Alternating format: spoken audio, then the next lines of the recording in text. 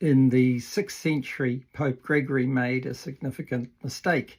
He taught that Mary Magdalene, Mary of Bethany, and the sinful woman in Luke 7 were one and the same person. For the majority of Western Christian history, there have been two feast days, one for Mary Magdalene on the 22nd of July and the other for Martha on the 29th of July. In 2021, Pope Francis corrected the error of the earlier Pope and added Lazarus and Mary of Bethany to the feast of Martha on the 29th of July. The Gospel reading in Luke chapter 10 talks about Martha being irritated, serving in the kitchen while Mary is at the feet of Jesus. Luke pairs lots of stories in sort of diptychs, having two pictures, one about a man and the other about a woman. There's Zechariah and Mary, there's Simeon and Anna, there's the healing of the centurion's servant and the raising of the widow's son. There's the woman who is bleeding in the middle of the story about Jairus' daughter.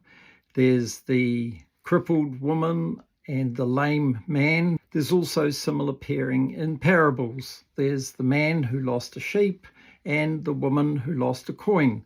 There's the man who planted a mustard seed and the woman who's working with yeast. And the same thing is happening in Luke 10.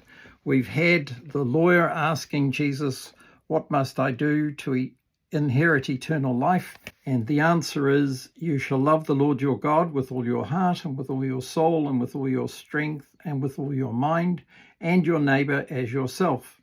We first then get a story about a man. Who is my neighbour? A man going down from Jerusalem to Jericho, what we know as the story of the Good Samaritan.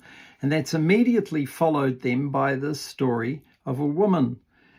Now, as they went on their way, he entered a certain village where a woman named Martha welcomed him into her home, and so on.